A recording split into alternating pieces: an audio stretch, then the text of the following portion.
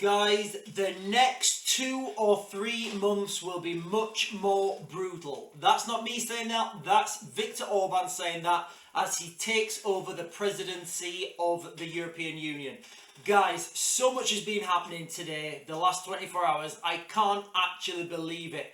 It's kind of like that film with, where he says, wow, that escalated quickly.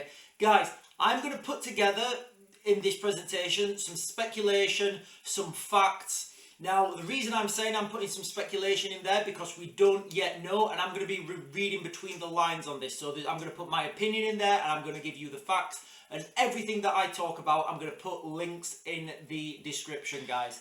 So guys, just as a pre-word, if you're going to switch off now and skip channels, guys, get what you can because the going is going to start to become very difficult over the next couple of months as we see, all these things come together. So what are we talking about today then, guys? We've got Viktor Orban and his peace trip, what it actually means, what we can read between the lines. We've got Indians serving in the Russian army and how that's evolving.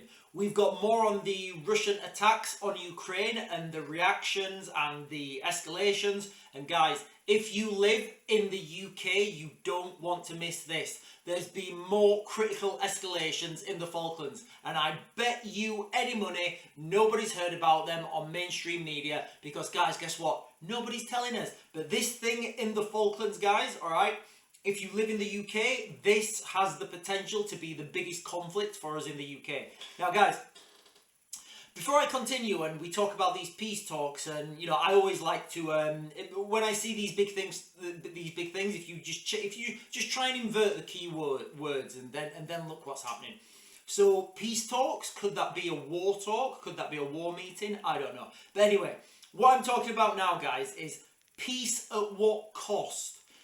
Vladimir Putin, he's talking about peace, but, at what cost are we talking about peace? If we're saying, enslavement is the cost of peace, then there's no peace at all. I think somebody said there's no peace without, basically, you can't have peace if your peace deal involves enslaving other people. That's just an arbitrary thing, guys. Whatever's happening out here, I don't know, but what I can pretty much guarantee, and this is my speculation, we are witnessing in real time either the fall of the East or the fall of the West, the fall of NATO and its allies, or the fall of Russia and its allies, including China. Guys, absolutely insane times. I can't believe what's happened in the last 24 hours. Anyway, guys, let's begin. So, Viktor Orban, he's the Hungarian, I think he's a president, or he might be prime minister, I'm not sure how it works in Hungary. But he's basically taken over stewardship of the European Union as the European Union's president. I don't know how it works exactly, but as I understand, that's where it is. Doesn't really matter for the context of this video, but what is important, he's gone on something called a peace talk. Now, he's visited Zelensky in Ukraine. He's then gone to visit Russia. Now he's in China meeting, the President Xi Jinping or whatever his name is out there. Guys, what is the outcome of these meetings? Remember, there's going to be things that come out in these meetings that are public. And then there's going to be things that were said private, agreements that were made in private between these two people. Maybe he's taking messages over from Putin to, from Zelensky to Putin to Xi, and all these things will be happening in real time. I know these things are happening because this is the way things happen. And then they'll come out, they'll do a press conference, and it's really interesting in the language they use on their initial press conferences when they're fresh out of those meetings and they've not really had that much time to process and give their agenda on it. So the initial meetings are really important, guys. I'm going to read you an article now if I can find it. Yeah. Right, guys, I'll put all these links in the description. So, speaking at a joint conference with Orban afterwards, Putin signalled he was not ready to compromise on the maximalist demands he made of Ukraine last month. Putin repeated his earlier ultimatum to end the war, demanding Kiev cede more land, withdraw troops from deeper inside its own territory, and drop its NATO bid.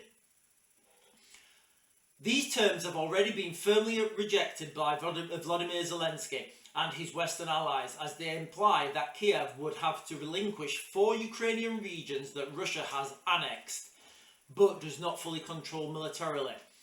Orban this week assumed the rotating EU presidency until the end of the year, and he told reporters in Moscow that he viewed this as a 6-month peace mission. So guys, let's look what they're saying there. Remember what I said at the beginning, peace at what cost? You know, Russia is basically saying, and guys, you know, there's all these arguments about escalation and this and that. I don't want to get into that. What I'm talking about now is put yourself in the position of the Ukrainians. You're being told the only way you have peace is if you give up all your land and you just say and you just accept that Russia can come and take more land when you want. Guys, you know, remember, Putin's doing this at the same time as he's firing more missiles into Ukraine. So I don't see any meaningful steps towards peace on either side. Yes, Vladimir Putin can say he wants peace. He can say that, you know, give me all your land and I'll stop attacking you. Will he? Or will he just have a little lull and then move forwards a little bit? Guys, you know, these peace missions, you know, you just flip them on the head and think, you know, is it a peace mission or is it a war mission? What's being said behind the scenes? So after this, he went to China. We've not yet heard much that's come out of China, because I think the meetings are still going. But Viktor Orban did an interview with Bild, which is a German news company. Guys, remember, there's no information hidden anymore. It's all out there for you to see. You just need to know where to look. Now, this is a German translation. I will put the link in the description. You'll have to run it through a translator or something. But let me just read you what he said. And guys, this was one of the first interviews he did after he'd met with Putin. So all the information's still fresh in his head and he's not had time to put his own slant on it. So he's giving information, and look at the language he uses. Where are we? I think we're here. Nope. Here. Close that one. The next 2 or 3 months will be much more brutal. Hungary's head of government really believes that he can end the... does Hungary's head of the government really believe he can end the war? I don't think he does. And what did Putin tell him about the war within the Kremlin walls?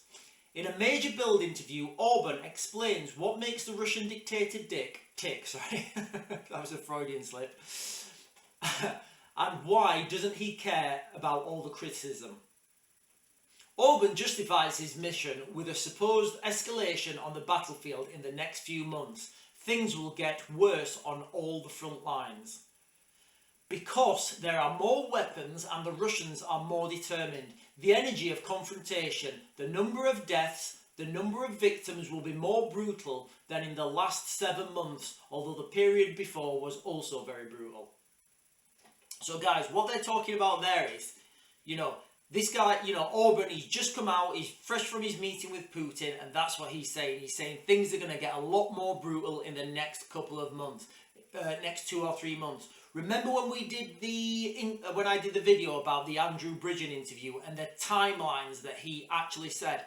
Guys, all these timelines are fitting together now, and it looks like these things are just fitting in perfectly for what we said and for what Andrew Bridgen said, that the war will be, you know, declared proper either this month, next month, or a little bit later.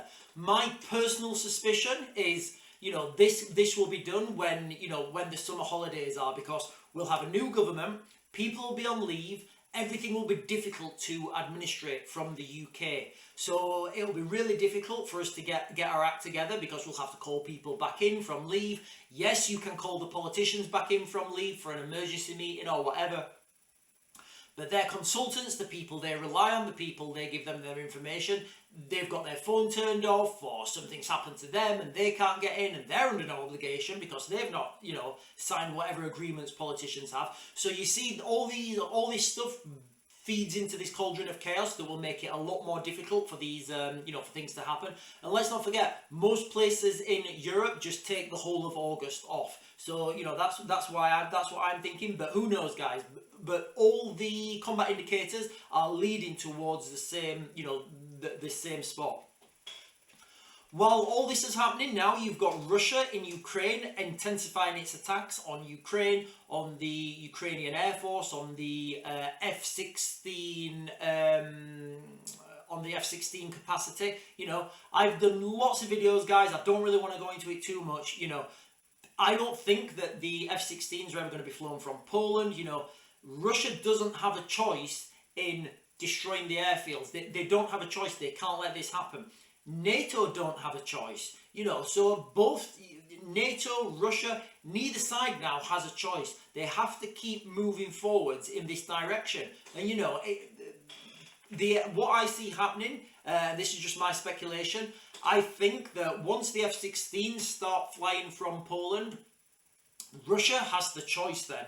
They can either strike Poland and start the Third World War, which it will do, or they can just pull their troops out, because it's kind of, you know, once these F-16s start flying, if they're flying competently with competent pilots, in collaboration with ground forces, then I really see this to be as a game changer. Lots of people are saying they're not going to be a game changer, but I know air superiority, guys, it's a huge game changer. You know, when we're talking about huge tanks and tank movements, you know, big logistical supplies. Once you can dictate air superiority, even if that's just for a couple of hours, even if your F-16s can just go in there for a couple of hours, that gives the infantry a chance to push forwards. That gives your artillery a chance to start, you know, making suppressing fire.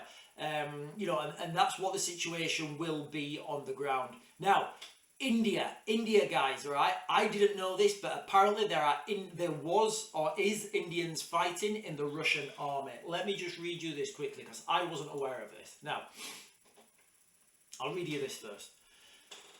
New Delhi, Moscow. Russia has decided to discharge all Indians working in the Russian army after Prime Minister Modi raised the issue with President Vladimir Putin during his Moscow visit, sources said. At least 2 Indians have died fighting Russia's war against Ukraine, while dozens are stuck in the war, claim they were tricked into taking up the fighting role. MP Modi, who was in Moscow for a 2-day visit, raised the issue at a private dinner hosted by Vladimir Putin last evening, sources said. Russia agreed to discharge all Indians serving in their army and facilitate their return. So what was given in return? What agreement did they come to let that happen? You know, I've said for quite a while, guys, India is going to be a key player in this next, whatever we have, this escalation, East versus West, World War III, whatever you want to call it, guys. India is going to be a key player. The manufacturing capacity, you know, the military numbers, the strength, you know, India is going to be a key player. Also, I mentioned Turkey as a key player. Now, depending on which side these go, it's going to be a big, you know, it's going to be a huge, almost game changer for whichever side they go towards. And guys, I'm unsure which way India's chips will fall. Now, guys, the Falklands.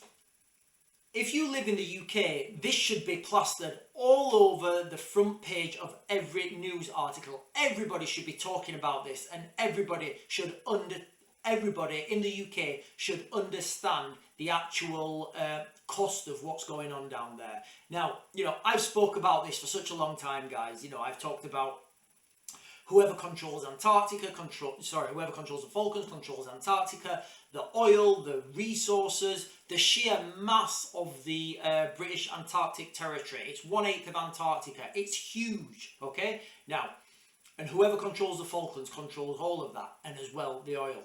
So let's put things into context, guys, because I did a video and I said I wouldn't do another video on this until there was escalations, but there has been.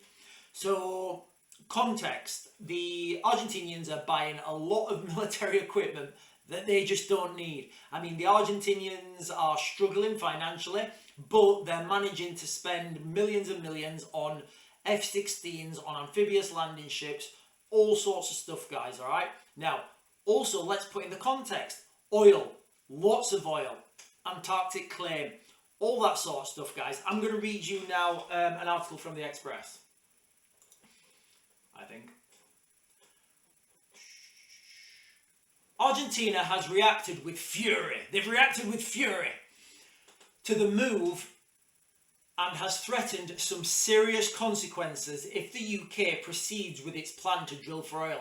Did you know there was a plan to drill for oil? Because I didn't, and I've been looking at this. So this has come out the blue, guys, right? I said as soon as there's oil, people will start drilling for it.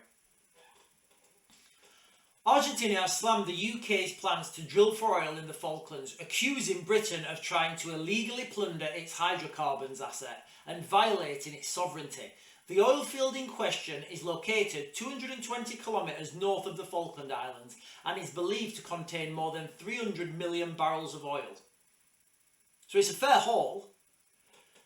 Here we are, guys. This is interesting. I need to do more work into this. The licence for the Sea Lion field is owned by Rockhopper Exploration, a UK-based company.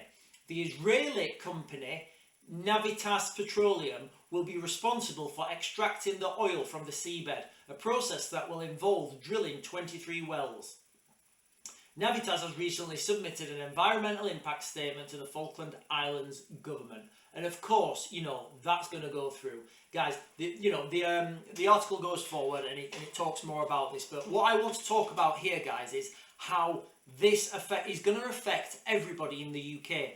You know, if you live in the UK, we kind of need, and you know, you can say what you want about it, but imagine if the fuel price in the UK was like 70 pence a litre for diesel. That would bring the cost of everything down. It would bring the cost of manufacturing down. It would bring the cost of transport down. It would bring our day-to-day costs down. And that would bring up productivity. It would make people feel better about themselves. You know, not having to check your mileage everywhere you go. Not having to plan your trips when you're driving somewhere, you know, economically. So that's the reason they're doing it. Yes, of course, people are going to make a lot of money. And this is the reality of the situation, guys, all right? So when we're thinking about these situations, what I think will happen in the not too distant future, I think Argentina is going to ally somehow with Russia. Now, whether that's going to be in BRICS, whether it's going to be a trade pact, whether that's going to be, you know, I don't know what the name of it will be, but the nuts and bolts will be, they will get weapons from Russia and they will be given weapons from Russia, and that will be free, and that will be on the pretext that they will do another invasion to the Falklands. Guys, it has to happen. You're seeing it in real time. You're seeing these diversions. You're seeing Thucydides' trap. You're seeing all this stuff happen in real time.